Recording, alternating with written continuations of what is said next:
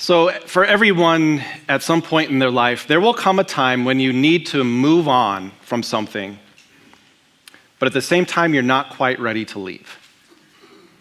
And the first time I really experienced that was my senior year of high school as I graduated.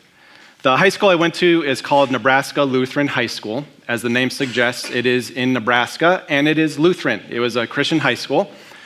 As a smaller school, there were 25 to 30 people in my class. And the other feature about this school is that they had dormitories, which was good because my home was 6 hours away.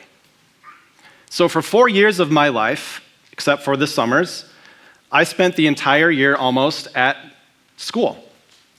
Slept there, lived there, had roommates, and so there were plenty of memories that I made along the way. There was always the morning rush to get to the showers because if you didn't get there early enough, there was no more warm water. There was the times we had together in the cafeteria, 3 meals a day, and the one day of the year we all commiserated that they had to serve us salmon loaf. There were the sports teams. Some of them we cheered on to playoffs. Others we cheered even though they miserably lost. There were the weekends, the long, boring weekends, where we had a room in the back with a TV and a Nintendo 64 and the best Nintendo 64 game ever, GoldenEye 007. There were the heartaches of losing one of our classmates. And there was all sorts of joy as we went through 4 years of life together. And my senior year, I didn't quite know what was coming. Graduation came, we were happy, we were smiling, we were giving hugs, but I had no idea what was going to happen when I got in my car to drive away from Nebraska Lutheran High School one last time. I got in the car, and I did something that I never did in high school. I drove the speed limit. Because I was in no hurry to get home. I was thinking, this is the last time I'm leaving this place. And I can't go back. It was time to move on, but I wasn't ready to leave. And you've had times like that in your life too. It was time to move on, but you weren't ready to leave. And some of you might be in that transition right now. It's time to move on, but you don't want to leave. For some of you, it was high school or college. For some of you, it was a summer camp. For some of you, it was a career where you changed careers. For others, it was retirement. And you weren't quite sure you were ready to move on. For some of you, it was a breakup. For others, a separation or a divorce. The circumstances of life made it so that you had to move on, but maybe you weren't quite ready to leave. And what I want to do for you today is show you from the life of Jacob how he knew exactly what that feels like. When it's time to move on, but you don't want to leave. And by the end of the message, here's what we're going to see. I want to show you 3 things to keep in mind when it's time to move on, and you have to move on, but you're just not ready to leave. And as we continue our series on Jacob and see how this was true for him and what we can take away from it, just for those of you who might be tuning in for the first time, the account of Jacob is one where there is no hero. Jacob was deeply flawed. He was a deceiver and a manipulator, and we can't say much better for his family. His dad Isaac, his mom Rebecca, his twin brother Esau, they each had their own dysfunctions, and the way they played off each other just led to a whole lot of bad things happening. And what we saw last week, or in part 2 of this series on Jacob, is that Jacob deceived his twin brother Esau. Jacob got the birthright from him, which we talked about in week 1.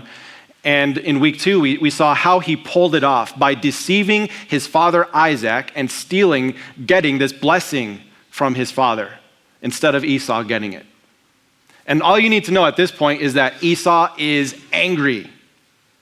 When he hears that his twin brother got something that should have been his, Esau came to one conclusion to make things right.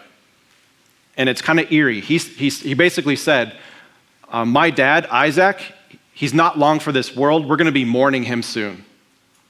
And once that happens, my brother's going to be in the grave too. Esau planned to murder his brother Jacob. And when their mother, Rebekah, heard about this, she brought Jacob to her, and here's what she said. She said, your brother Esau is planning to avenge himself by killing you.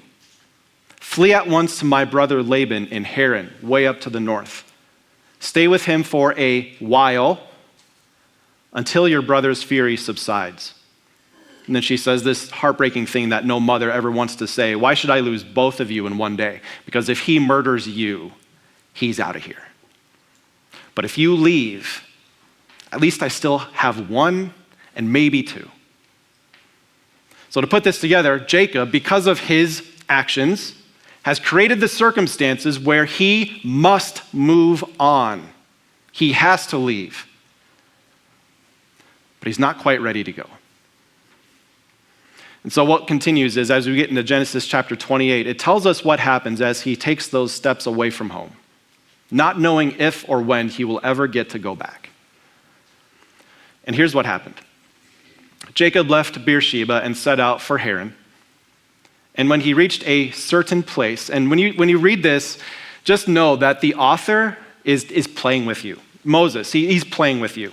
He knows the name of this place, but he's going to withhold it from you until the very end, because if he had given us the name, his original audience would have been like, oh yeah, we know that place. But he's giving us the backstory for what makes this place special. So he says, all right, so Jacob left Beersheba, went to Haran, came to this certain place, and he stopped for the night because the sun had set. Now, what would normally happen is for travelers, they would go find a town, a city, a village, and just the common courtesy was people who would notice travelers would welcome them into their home, like a hotel. You don't have a place to stay, come stay with us. But Jacob was not traveling through cities or towns or villages. Perhaps he was just going the speed limit, in no rush. He was okay being alone, thinking about what he was leaving behind and the uncertainty of what was ahead. And so taking one of the stones there in this certain place, he put it under his head and he lay down to sleep. Now, this seems like unusual detail to tell us how a guy went to sleep one night until we realize what happened next. So after he lay down and went to sleep, he had a dream in which he saw a stairway resting on the earth with its top reaching to heaven. And I'm going slow just so you can picture this crazy dream. Oh, by the way, has anyone ever come to you and they're like, oh, I had a crazy dream last night, and I need to tell you what it is? Like, I get that sometimes from someone in my house. They're like, I had this crazy dream, and I've learned to ask questions. Oh, what happened next? What happened next? And sometimes I need to apologize for what I did in that dream. So Jacob has this crazy dream, and it's ingrained in his head to the point where he tells people afterwards, I had this dream, there's a stairway resting on the earth, but the top was nowhere to be seen. It went all the way up to heaven, and get this, angels of God were ascending, going up, and descending this stairway. It's this crazy dream, and just as you think about this one detail, you might wonder, what does this mean? When you're in a transition, when you have to move on, even though you're not ready to leave, that is one of the most lonely situations you will ever have in your life. You will feel absolutely alone. You might look around like Jacob and say, there is no one here but this little pet rock. But what does God do for Jacob in this vision, in this dream? Jacob, you are not alone. If only you could see that this seemingly random place that you happen to lay down your head, I am here. And it's like the armament of heaven. Every resource that is in heaven has a direct line to where you are. Angels coming down, angels going up. Everything you need, could possibly need, is here. You are not alone. You are protected. You are safe. You're not forgotten. That's what Jacob needed to know. And then, if that weren't crazy enough, the dream gets crazier. There above the stairway stood the Lord. And he said, I am the Lord. And just to pause, whenever you see Lord all capitalized, it's a reference to God's personal name, which we might pronounce Yahweh, but they didn't pronounce it. And that's why it's Lord in the English. So Yahweh, Jehovah, he said, I am the Lord, Yahweh, the God of your father Abraham and the God of Isaac. The one that helped them in their time of need is now with you. I will give you and your descendants the land on which you are lying. To which Jacob maybe thinks, I'm just trying to stay alive. And you're talking about real estate. But this was the first of a few promises that God drops into Jacob's lap. You feel forgotten. You're not sure what's ahead.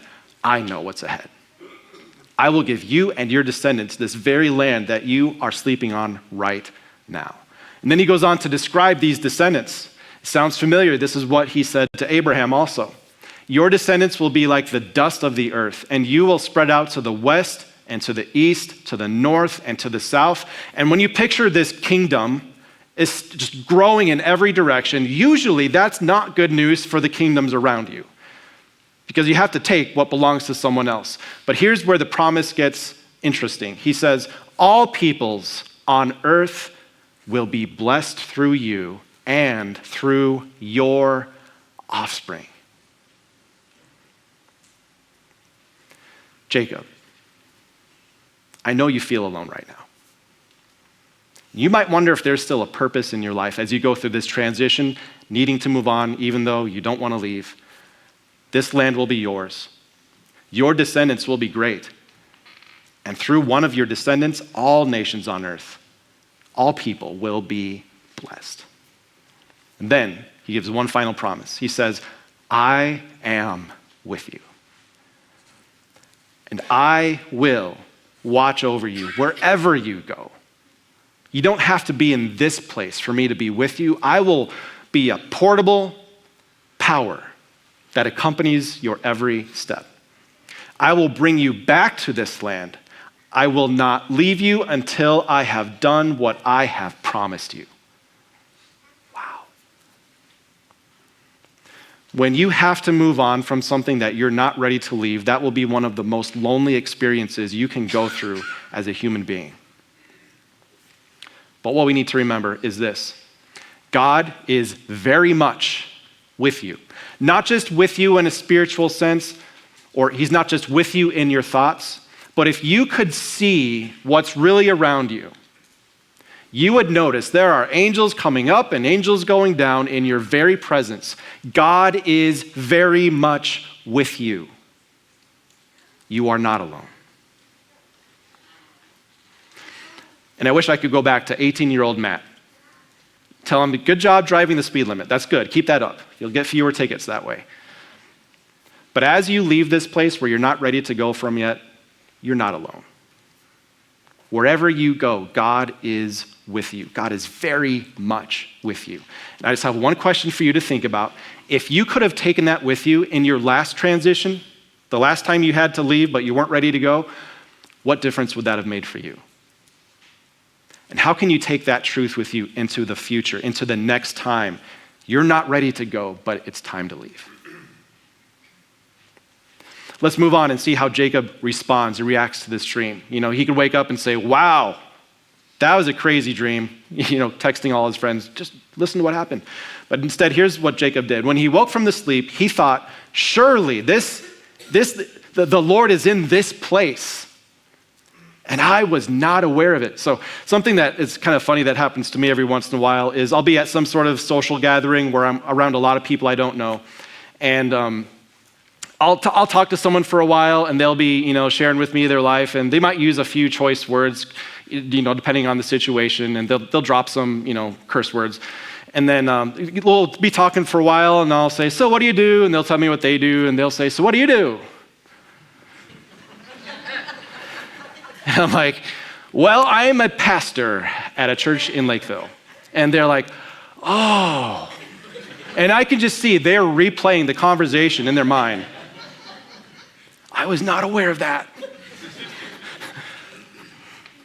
And I'm like, it's fine, it's cool. Like, I'm not offended. It's okay. But in this moment, Jacob is like, oh, I was not aware of that. Did I say my prayers before I went to bed? Did I say anything improper? Did I take off my shoes at the right? He was not aware that he was in the presence of the Lord, which for me is this huge takeaway. So often we think that God is at our destination. Once we get into the next place, that's where God is. But you have a God of transition. One who shows up unexpectedly in the places you would never imagine because he is very much with you. Surely the Lord is in this place, and I was not aware of it. And so he continues with this. He was afraid. He had this fear in him. And he said, how awesome is this place? And those two words in the yellow are both the same root word in the Hebrew, fear. He was fearful, and he says, this is a fearful place, an awesome place. The idea being, this is worthy of note. Like, I need to warn anyone else that before they come here, like, I'm going to put up flags and warn people, God is here. And he says, this is none other than the house of God. This is the gate of heaven. God is here. And the Hebrew for house of God, house is bet or Beth, and then God is Elohim, which can be shortened to El.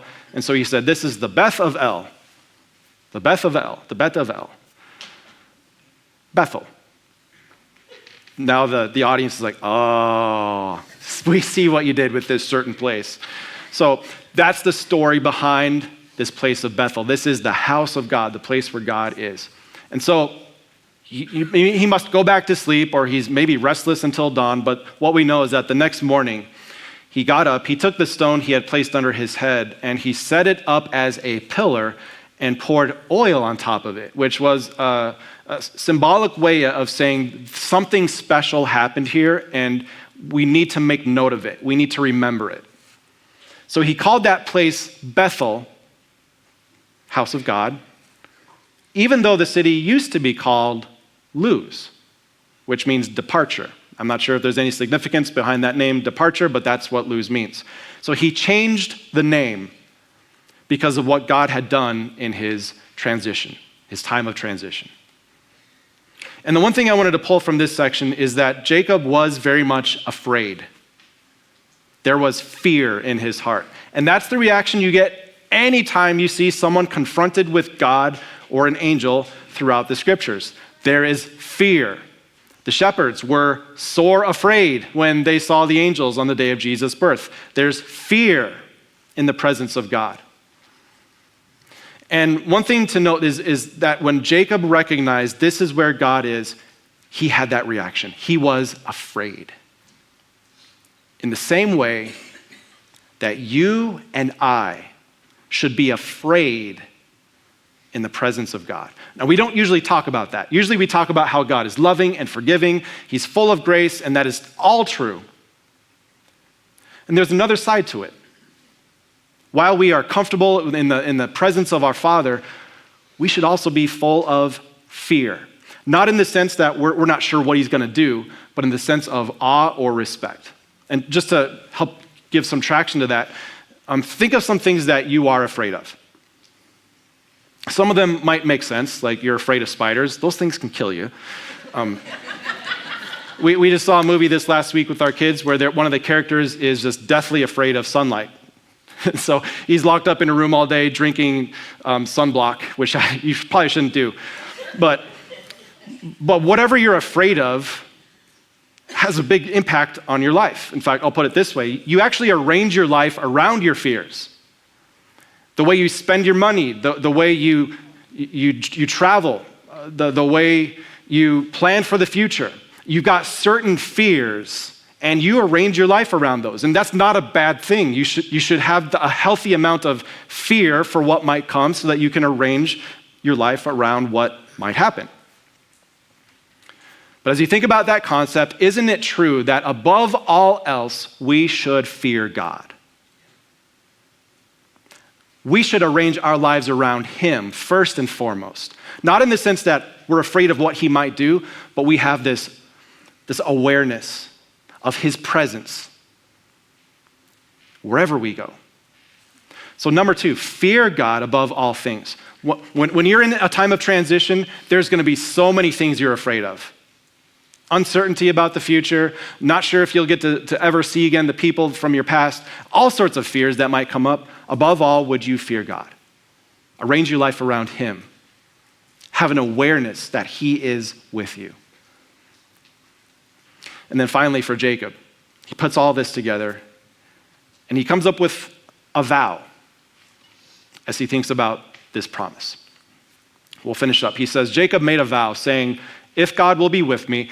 And in English, this sounds like a conditional statement.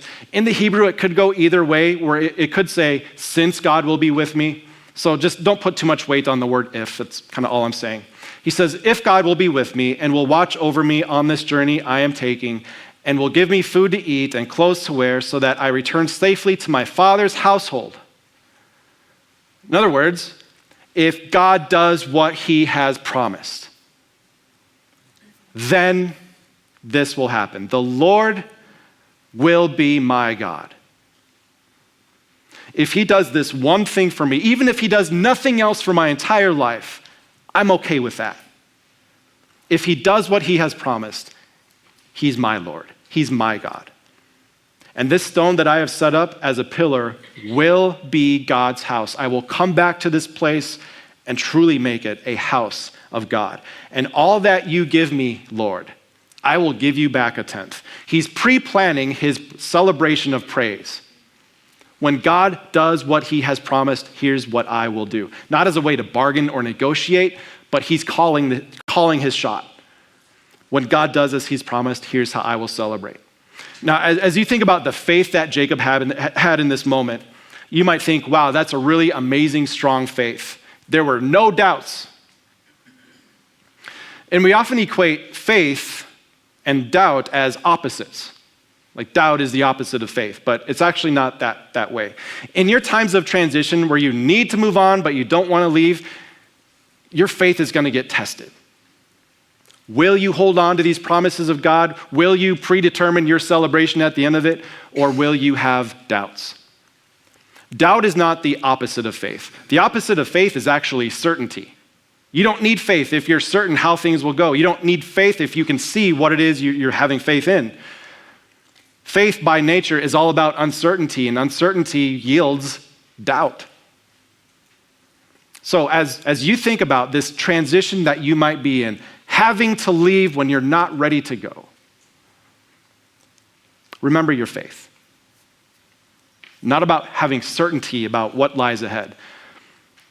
Not about being free from doubt.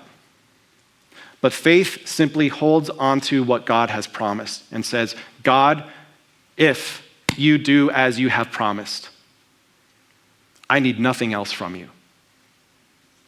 I'm not going to demand any more than what you have already promised to me. And if you do that, we are good.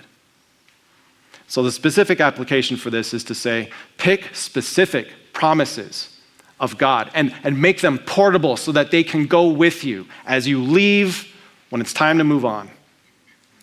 And portable simply means maybe they're on the home screen of your phone, maybe they're on your bathroom mirror, but they are in a place where you can remember these promises of God. And if you're wondering, where do I find these promises of God? Do a Google search for this thing called God's Yellow Pages. Now, if you're young, you might not know what yellow pages are.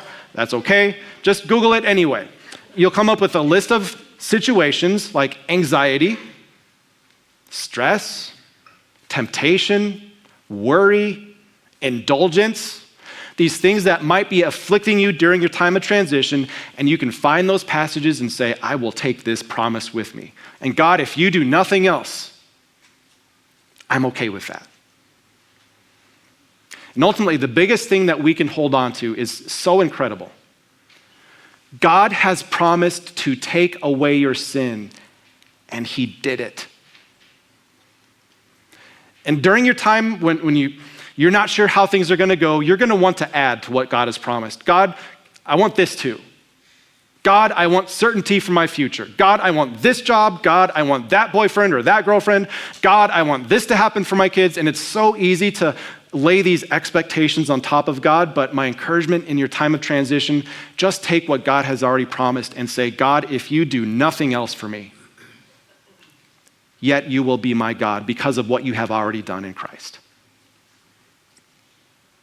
Speaking of Christ, just as Jesus was beginning his public ministry where people got to know him, he came up to a guy named Philip. And he said, Philip, your life's about to change. Follow me. We're going to do some great things. And talked to Philip for a while. Philip was like, this is the real deal. This is the Messiah. And so Philip went and found Nathanael. Nathanael was sitting under a fig tree. Philip's like, Nathanael, come see this Jesus guy. And Jesus sees him and he's like, you're an extraordinary man, Nathanael. There is none like you in Israel. And Nathanael's like, we've never met before, kind of awkward. How do you know me? And Jesus said, I saw you before Philip got you sitting under the fig tree, which was a sign to Nathanael. He knows more than any human being can know. And Nathanael said, you are the Son of God.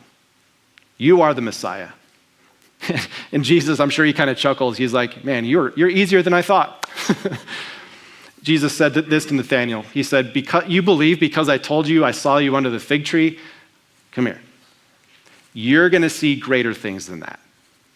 Then he added, very truly, I tell you, you will see heaven open and the angels of God ascending and descending, not on a stairway, but on the Son of God. And what Jesus was alluding to is something that Jacob could have only dreamed of. This stairway that would literally follow him around, always having legions of angels at his disposal. And yet the way for Jesus to do this, to unite heaven and earth, would not be through a stairway, but through a sacrifice. What I find truly remarkable is that for Jesus, he had to move on from a place that I can't even describe. The eternal Son of God had to move on from heaven to inhabit a human body. And yet, he was ready to leave. He was ready, he was willing and joyful to come and inhabit a human body so that he might take on himself the punishment of the sin of the world. And I can't imagine what that transition must have been like for him, to set aside the glories of heaven to inhabit a body that would break and die. And yet he left, he moved on, he came here so that he could give to you something Jacob could only dream of. Heaven at your disposal. One quick thing, a pastor friend of mine, Darren, he's in Texas. We were talking once about how to prioritize family and how to basically organize your life so that you're faithful at work and faithful at home. And he came up with this really great saying. He said, you can always be available, but you can't always be accessible. So as a father, as a husband, I can always be available. I'm always a text message away, but I can't always be accessible. There's going to be times where I'm in meetings, where I'm doing something. So I can always be available, but I can't always be accessible. And the amazing thing is, Jesus made both things true of heaven. The power and the peace of heaven are always available and always accessible. And as you think about the amazing miracle that is, what would that change about your life right now? Number 4, through Jesus, heaven is always available and always accessible. It is one breath away, one prayer away. Not because you've done something to reach heaven, but because Jesus brought heaven to you. So what I know is that someday we will all move on from here. We will be called from this life to the next. What if, when that day comes, heaven will not be some amazing surprise that you had no idea what it was like? But what if throughout your life you have been gaining access to heaven itself, to the power and peace that can only come from heaven? What if you experience that by bringing this amazing good news of forgiveness into each and every transition so that you know that even though you might not have a certainty for what's ahead, you have faith in the promises that God absolutely will keep. What if heaven were now? And the amazing thing is that because of Jesus, it is. Heaven is always available, and heaven is always accessible. So as you think about the times where it's time to move on, but you're not quite ready to leave, would you remember that God is very much with you? Very much with you. And would you remember that you can take his promises with you wherever you may go, because heaven is always available and accessible in him. Let's pray.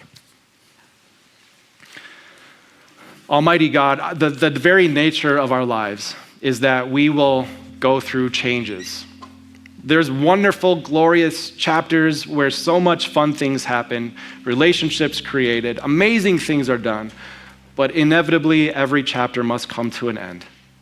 And sometimes we're not ready for that. Sometimes there's a lot of uncertainty and fear over the things that might come ahead. And we all know the dangers of trying to hold on to something even though it's already passed. So as we think about the life of Jacob and what you did for him, would you please do the same for us through Christ? Help us to remember that you are very much with us. Help us to remember to fear you above all things and to take your promises with us in a portable way so that even if you do nothing else for us, we will be okay with that. Guide and bless us, and thank you for the gift of Jesus who brings heaven to us along with its power and its peace, both now and forever. Amen.